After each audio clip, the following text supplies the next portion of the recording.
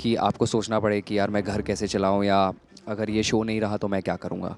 इस बात का भी नहीं है, क्योंकि अगर मैं अनुपमा नहीं छोड़ता तो मैं झलक दिखला जा नहीं करता। अब इतना रो चुका हूँ कि अब मुझे आदत हो गई है, एंड इसलिए इमोशनल ज़रूर होता हूँ लेकिन रोने वाली चीज़ नहीं है। I always say and believe in in a saying that कि जब तक आपके पास बिल्कुल वो पैसे ना हो और उसे संभाल पाने की हिम्मत ना हो एंड बैकअप ना हो, उससे पहले कोई भी ऐसा डिसीजन नहीं लेना चाहिए जिससे आपको आगे तकलीफ़ में आना पड़े। एंड तो मैं जितने भी एक्टर्स हैं, स्पेशली यंग वंस, यूजुअली क्या होता है कि पैसे आते ही मतलब we get a lot of freedom, and लोग कुछ लोग मतलब डाइवर्ट भी हो जाते हैं with open arm, they start spending also. That's what I don't believe in. I believe in कि इन्वेस्ट नाइसली, इन्वेस्ट करिए एंड अपने आप को उस काबिल बनाइए, अपने आप पे इन्वेस्ट करिए, इन सब चीज़ों पे इन्वेस्ट करिए जो आपको कभी भी ऐसे पोजीशन पे ना ला के रखे कि आपको सोचना पड़े कि यार मैं घर कैसे चलाऊं, या अगर ये शो नहीं रहा तो मैं क्या करूँगा।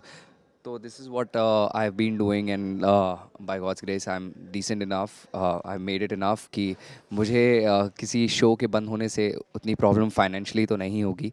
एंड बस जब ऐसी प्रॉब्लम नहीं होती है तो आपको मतलब शो बंद होने पे उतना दुख नहीं होता है। When it comes to financially, emotionally definitely दुख होता है। बट हाँ, जैसे आपने कहा कि बहुत लोग घर ले लेते हैं, डिपेंडेंट हो जाते हैं, तो मैं वही कहना चाहूँगा कि जब अगर आप एक्टर हैं तो जब तक आपके पास 100 नहीं तो एटलीस्ट 80% पैसा आपके पास ना हो, तो ऐसी कोई भी चीज़ ना खरीदे या वैसी चीज़ वैसा काम ना करे जो आपको बाद में जाके कुछ ऐसी अनहोनी हो जाए तो आपको तकलीफ़ में आना पड़े। तो वैसी चीज़ें नहीं करनी चाहिए। अनुपमा मैंने छोड़ा नहीं था, it got over, the track got over, and story कुछ इस हिसाब से मोड़ ले रही थी कि समर की डेथ हो गई। अदरवाइज़ गम इस बात का भी नहीं है, क्योंकि अगर मैं अनुपमा नहीं छोड़ता तो मैं झलक दिखलाजा नहीं करता, और झलक दिखलाजा नहीं करता तो मैं शायद इतना बड़ा नाम बनता ही नहीं, या जो भी जिस जिस भी पोजीशन पे मैं हूँ, मैं ये नहीं कहूँगा कि मैं बहुत बड़ा हूँ या कुछ भी हूँ। जिस पोजीशन पे भी हूँ, मैंने जहाँ से शुरुआत की है यहाँ तक पहुँचना मेरे लिए बहुत बड़ी बात है। बहुत मेहनत की है मैंने, दिन रात की मेहनत की है। तो ऐसा बिल्कुल भी रिग्रेट नहीं है, और जैसे ये पांडे स्टोर भी आज ख़त्म हो रहा है तो बिल्कुल भी रिग्रेट नहीं है, क्योंकि डेफिनेटली इसके बाद कुछ अच्छा ही आने वाला होगा। सब कुछ डेस्टिनी प्लान्ड होती है। Just keep working hard, just keep believing in your self, keep working towards your craft, talent, अपने आप को आगे अपने आप पर मेहनत करते रहिए, एंड डेफिनेटली जो सामने यूनिवर्स है वो आपको उतना ही देगी वापस। I think it would be too early to say take a name or something like that, क्योंकि I just don't want to say something that is not confirmed yet. But yeah, definitely things are lined up. बहुत सारी I think 3 या 4 चीज़ें lined up हैं। Hopefully वो चीज़ें workout हो जाए। उनमें से तो कुछ ऐसी हैं जो मैं खुद personally बहुत excited हूँ, and television में कुछ नया होने जा रहा है। तो definitely अगर वो workout चीज़ें हो जाती है तो I would be very happy about it. I think मेरा पहला शो था। मैं रो पड़ा था क्योंकि मैं बहुत अटैच्ड हो गया था, एंड मेरे लिए बहुत बड़ी बात थी कि मैं जिस जिस छोटे शहर से आता हूँ और वहाँ से यहाँ पर आकर एक बड़ा टेलीविज़न शो करना कलर्स चैनल पे, तो मेरे लिए वो अपने आप में बहुत बड़ी बात थी।